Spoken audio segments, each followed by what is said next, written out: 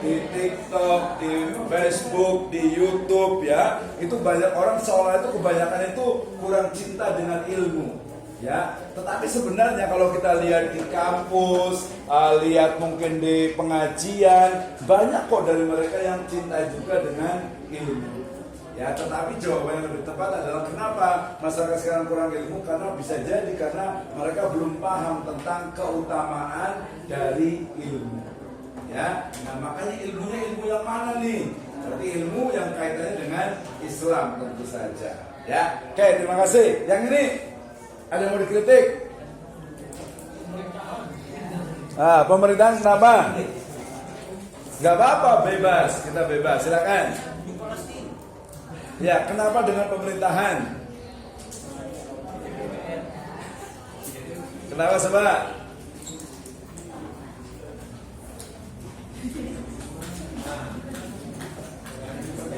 Ya, coba gimana? Pemerintahan kalau menurut saya, ya mahasiswa juga harus paham, terutama nanti dari sisi sejarahnya, kemudian dari sisi kebijakannya, termasuk juga dari yang ada sekarang ini. Kita tidak bisa misalnya menyalahkan kok sistem sekarang itu seperti ini. Ya, karena panjang ceritanya itu, ya. Jadi bagaimana Indonesia itu dijajah lebih dari 350 tahun, sebelumnya lagi perang saudara, setelah itu baru masa-masa PKI dan sebagainya. Jadi panjang sampai sekarang ini. Mungkin ada yang nanya, kenapa sih Indonesia yang mayoritas Islam kok tidak melaksanakan syariat Islam misalnya? Nah, jawaban itu juga tadi panjang ceritanya itu, mulai dari kesepakatan. Udah hidup lagi belum kan? Udah kan ya? Ya, silakan. Kelas 1B ya apa ya? Ikut sini aja nggak apa-apa.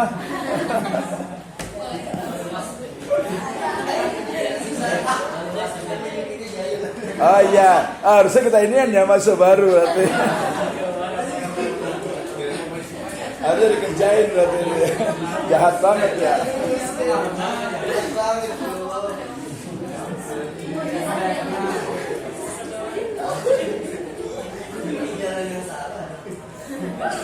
Ya, baik, kita lanjutkan. Mudah-mudahan nggak terlalu panas lagi, agak mendingan, udah nyala ya. Baik, yang kedua adalah logis. Ya, tadi yang pertama adalah kritis dan analitis, yang kedua adalah logis, yang ketiga adalah empiris, yang keempat adalah konseptual. Ada 5: kritis dan analitis, logis, kemudian objektif, kemudian empiris, dan juga konseptual. Ya, tadi kritis jelas kan ya, harus kritis. Jadi kita kalau salah satu dari perkembangan ilmu itu adalah karena kritis tadi. Kenapa sih masyarakat kita kurang cinta ilmu? Oh, bisa jadi karena masyarakat kita itu selalu dicekoki ya dengan hiburan-hiburan yang tidak berilmu. Misalnya ada kuis-kuis, ya jawabannya kayak jawaban anak SD. Ya pertanyaannya pertanyaan anak SMP, nggak penting gitu ya. Bahkan ada pertanyaan-pertanyaan kalau yang di TV itu yang sengaja cuma hanya untuk ketawa saja gitu kan ya. Nah itu sama sekali tidak mendidik. Berarti nanti tugas dari ilmuwan, dosen, mahasiswa, kiai dan sebagainya untuk mensosialisasikan agar masyarakat itu cinta ilmu ya. Oke, logis tadi berarti dia masuk akal, tetapi juga harus juga dasarkan kepada Islam juga. Objektif tadi ya, jadi dilihat dari sisi apa adanya ya, bukan mencari yang ada apanya ya. Jadi objektif itu artinya apa? Ketika A meneliti hasilnya sama, ketika B meneliti hasilnya sama juga, ketika C meneliti hasilnya sama juga, itu namanya objektif. Misalnya ada yang pengen tahu tentang Hajar Aswad, benar nggak sih Hajar Aswad itu adalah batu yang berasal dari surga? Gimana caranya kita tahu bahwa Hajar Aswad itu adalah batu dari surga?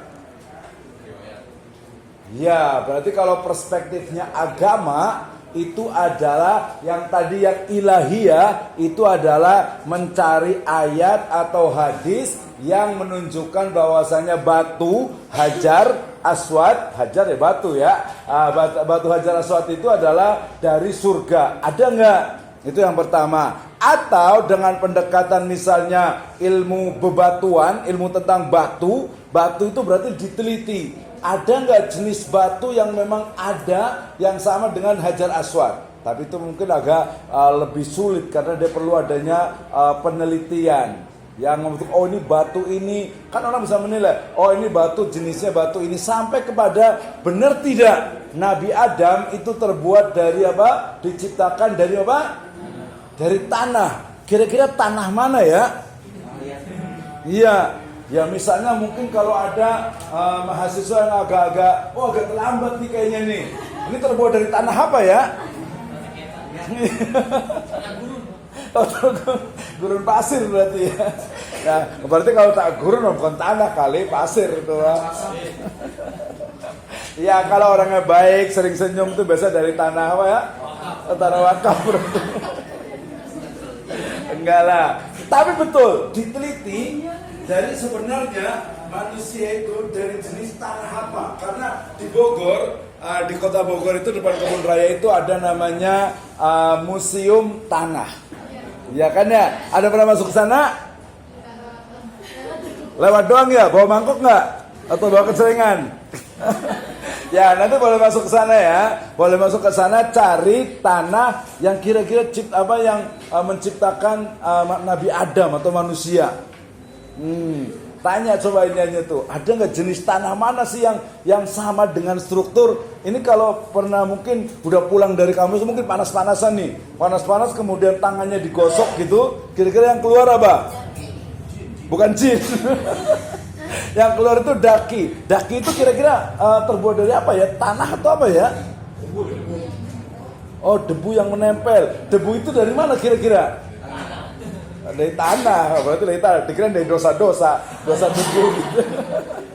Kan ada debu-debu dosa gitu kan ya. Nah, berarti tanah jenis apa nih? Itu harusnya dibuat penelitian. Kembali ke tadi, berarti Hajar Aswad kalau kita ingin cari kebenarannya pakai ayat Al-Quran atau hadis, itu perspektifnya agama. Kalau perspektifnya ilmu pengetahuan, bebatuan misalnya, ya itu berarti batu ini jenisnya dari mana, kira-kira usianya itu tahun berapa. Ya mungkin kalau Hajar Aswad agak susah lah ya, karena bukan agak susah, ayatnya itu jelas. Tapi batako yang dibangun atau yang untuk membangun Ka'bah, kira-kira batakonya itu terbuat dari apa ya? Ya kan, kapan dibuatnya? Itu bisa dibuktikan. Itu namanya ilmu pengetahuan. Kalau objeknya adalah apa? Objeknya adalah benda mati. Kalau objeknya benda hidup, akan berbeda lagi. Manusia, misalnya yang di ujung sana yang pakai peci putih, kan ya. Nah, ini kan nggak ada yang pakai peci putih nih. Ini putih ada warnanya. Kira-kira nih, kalau tahu nggak kenapa pakai peci putih? Nah, itu namanya subjektif, tidak sesuai dengan objektifnya. Kalau pengen tahu objektifnya bagaimana? Interview, wawancara, tanya, coba kenapa pakai peci putih? Hari Jumat, tadi Jumatan ya. Kalau di rumah suka pakai peci putih, hitam atau merah? Hah? Oh yang ada aja. Berarti tadi selain hari Jumat, tapi Jumatan juga. Oh ini tunggu dulu nih, kita tanya dulu nih di sini. Nah kita tanya nih. Nah, tanya ya. Oke, ingat mata kuliah kita adalah filsafat ilmu pengetahuan, cara untuk mencari kebenaran di bidang ilmu pengetahuan. Ilmu pengetahuan itu untuk meneliti benda yang mati dan benda yang hidup. Ini mati atau hidup? Hidup. Nah, oke. Dari sisi ini ya benda hidupnya nih, bendanya hidup ya? Hidup yuk. Oh hidup ya. Oh ada temennya nih kayaknya nih. Oh bukan. Oke, saya mau tanya. Ini penelitiannya itu adalah bisa antropologi, bisa anatomi, bisa psikologi, bisa juga dari sisi misalnya sosiologi. Nah, kita lihat, coba kenapa ada yang mau nanya, kenapa masih pakai masker? Hari gini masih pakai masker? Bukan menyalahkan, tidak. Justru lagi nanya kenapa pakai masker? Karena di jalan banyak polusi. Tahu dari mana polusi? Apa saja aja? Kata siapa polusi? Ya kata siapa? Karena asap itu dari mobil-mobil gede tuh. Kalau mobil kecil, emang asap mobil merusak ini lingkungan? Emang ada ininya? Merusak paru-paru ya. Tahu dari mana? Yang dirasain. Masuk rasa. Ngapan gitu kalau dekat. Ngap. Kalau ngap berarti bukannya pernapasan ke paru-paru gitu. Iya. Emang paru-paru di mana? Jadi di dalam. Ya, di dalam itu berarti semuanya diperoleh dari apa? Dari ilmu. Mulai dari ilmu tadi apa? Polusi, ukuran polusinya, kemudian asap kendaraan bermotor, kemudian berarti ini menjaga kesehatannya, ya menjaga fisiknya. Kenapa harus dijaga fisiknya? Dan biar sehat juga. Kenapa harus sehat? Karena hidup sehat itu menyenangkan. Kenapa? Kenapa harus menyenangkan? Kenapa harus senang? Kalau sakit ya nggak bisa apa-apa. Kalau nggak bisa ngapa-ngapain terus ngapain? Ya udah, pertanyaan terakhir, coba ada mau nanya nggak dari sisi sosialnya, dari sisi ini fashionnya, ada yang mau nanya nggak?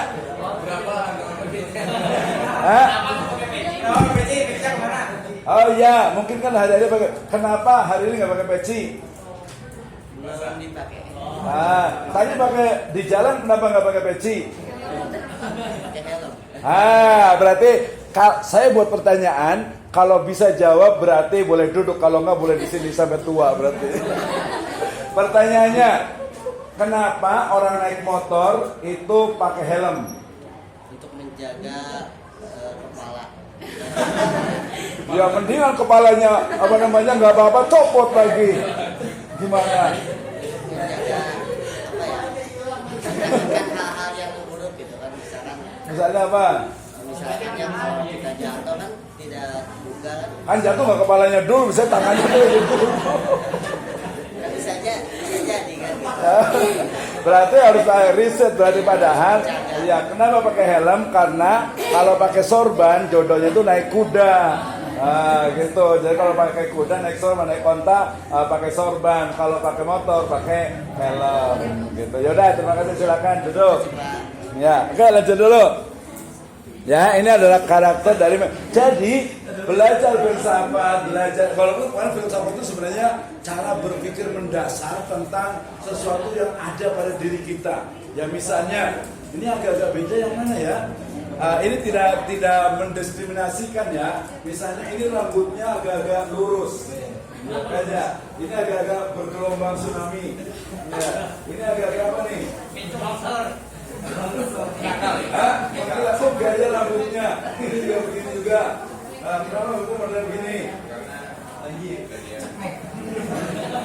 Ya udah, itu menunjukkan sebenarnya style, lifestyle, gaya seseorang. Itu bisa kelihatan, termasuk itu kan pribadi. Biasa kalau pribadi agak sensitif, tapi sosial itu juga menjadi hal yang penting. Kenapa sih orang ada yang pendiam, ada yang nggak suka bergaul dengan temannya, ada yang pengennya kerja juga di tempat yang tertentu, ada juga yang sukanya yang rame-rame, ada yang suka yang mungkin di tempat yang sepi, sendirian dan lain sebagainya. Itu biasanya keluarga dan lingkungan itu sangat mempengaruhi selain juga dari dirinya sendiri. Oke ya, lanjut. Ini adalah karakteristiknya. Yang berikutnya adalah teori dari ilmu pengetahuan, itu yang disebut dengan epistemologi. Udah belajar kemarin ya. Dari pertama adalah the origin of knowledge, yang kedua adalah structure of knowledge, kemudian method of knowledge, dan validity of knowledge. Jadi sumber dari ilmu pengetahuan. Kayaknya kemarin udah kita pelajari itu. Jadi kalau kita ditanya sumber ilmu pengetahuan itu dari mana? Gitu ya. Saya mau tanya yang ini. Sumber ilmu pengetahuan dari mana? Ya, benar. Berarti agama berarti kiai. Amin. Yang ini?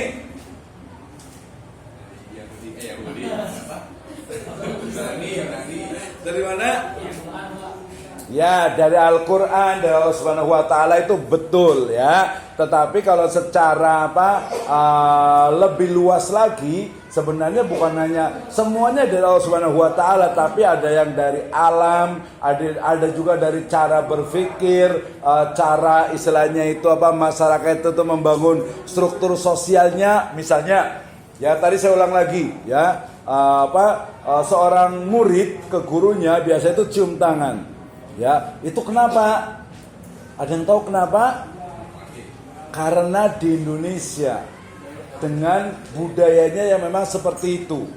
Ya, budaya yang lebih ekstrim misalnya itu di Thailand. Ya, jadi rakyatnya terhadap rajanya itu ya sama-sama mereka itu mungkin seperti bersujud. Kalau orang Jawa zaman dulu itu kalau mau maju kerajaannya itu harus harus bersimpuh gitu ya. Mau mundur pun ya tidak boleh ke belakang, harus mundur jalannya. Ya, itu adalah konstruk sosial budaya yang ada di masyarakat. Apakah itu benar? Ya, apakah itu benar? Ya, benar menurut mereka. Ya, benar menurut mereka. Tapi nanti kalau kita lihat dari Islam, benar atau tidak? Itu dilihat lagi. Ya, dilihat lagi misalnya, banyak sekali ya di luar sana fenomena yang sebenarnya ini benar atau tidak. Ya, misalnya saya insya besok hari Sabtu, hari Ahad itu mau ke ke Pelabuhan Ratu. Nah, ke Pelabuhan Ratu nginepnya itu di Samudra Beach Hotel. Pernah dengar? Barusan nggak dengar? Ya, di Samudra Beach Hotel itu di kamar 303 itu adalah kamar khusus yang diperuntukkan untuk Kanjeng Ratu Kidul. Nah, serius, saya besok mau ke sana, soalnya saya mau foto-foto kayaknya. Kita mau foto. Nah, pernah saya benar tidak kok seperti itu? Apakah itu gimmick untuk marketing? Ya, atau memang kepercayaan atau keyakinan? Misalnya kemarin yang belum lama, siapa? Yang di Mandalika, siapa namanya? Rara, Mbak Rara ya. Mbak Rara, apakah itu adalah sebuah budaya ataukah sebuah keyakinan atau sebuah ilmu pengetahuan? Kira-kira apa ya? Yang ini? Yang ini sama yang di sini sudah berdua, sama itu bertiga. Kira-kira Mbak Rara itu apa kira-kira? Keyakinan, budaya, agama atau kepercayaan? Yang belakang dulu. Keyakinan. Kenapa keyakinan? Dia yakin. Berarti kalau dalam Islam boleh tidak? Boleh nggak kira-kira kalau dalam Islam? Yaitu diteliti. Mungkin nggak memindahkan hujan atau mendung dari kiri ke kanan? Dari sebelah sana ke sebelah sini mungkin nggak kira-kira? Mungkin nggak? Pakai apa? Ada yang tahu? Itu namanya di BMKG, Badan Meteorologi dan Geofisika. Jadi bagaimana menciptakan semacam laser untuk memindahkan mendung atau titik-titik yang akan menjadi hujan ke tempat yang lainnya. Ada yang tahu? Ada yang rumahnya di dekat Cengkareng, Soekarno-Hatta. Nanti mungkin sekali-kali ke sana. Di sana banyak hujan gak sih? Saya kemarin wawancara dengan orang yang di sekitar situ. Di situ tuh hampir dari dulu tuh jarang hujan. Tapi bukan pakai pawang hujan, tapi dia pakai satu teknologi yang menjadikan hujannya itu minggir. Dan minggir. Nah, itu bisa. Tapi kalau tadi keyakinan, itu yang bertentangan dengan Islam tentu saja. Tapi dengan ilmu pengetahuan yang rasional itu mungkin. Ya, nah itu terkait dengan sebuah fenomena yang ada di masyarakat. Sebelum dilanjut, ada pertanyaan? Ada yang mau nanya nggak? Yang ujung sana mau nanya nggak? Percaya nggak kalau di sebelahnya itu ada bangku kosong, ada yang nempatin? Hah? Percaya? Kenapa percaya? Hah? Oh, pasti ada makhluk gaib. Tapi kalau belum tentu di situ belum tentu ada, gitu ya. Oke, lanjut, ya. Jadi origin adalah sumber ilmu pengetahuan. Sumbernya dari mana? Kalau semuanya memang karena kita itu Islam, jadi sumbernya adalah dari Allah Subhanahu wa taala. Tetapi kemudian ada unsur-unsur yang diciptakan oleh Allah Subhanahu wa taala sebagai sumber ilmu pengetahuan. Sehingga kita mengenal ada dua ilmu dalam Islam. Yang pertama adalah ilmu qauliyah dan yang kedua adalah ilmu kauniyah. Ilmu qauliyah adalah ilmu yang terkait dengan yang bersumber dari wahyu, Al-Quran dan hadis. Sementara ilmu kauniyah adalah ilmu yang bersumber dari alam semesta. Kita ingin tahu, kita kan di Bogor nih, Gunung Salak itu kira-kira terbentuknya itu kapan?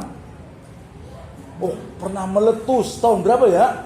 Gunung Salak pernah meletus sekitar tahun 1800-an. Itu terbukti. Berarti ada ilmiah dan ada bukti-buktinya. Tapi Gunung Salak itu dia terwujud itu kapan? Sekarang yang lagi viral itu yang ada di Cianjur, Gunung Padang.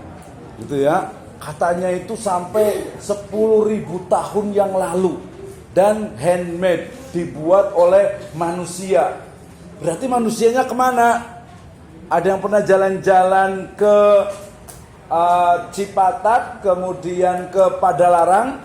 Di sebelah kiri sekarang ada wisata namanya Goa apa ya? Ada yang tahu? Ada forest, stone forest, ada hutan batu. Kebelah sebelah sana itu ada apa? Saya lupa ya. Ada Gua Pawon atau apalah. Pokoknya gua saya pernah datang ke sana. Di situ ada yang fosil manusia, kerangka manusia. Pernah dengar nggak?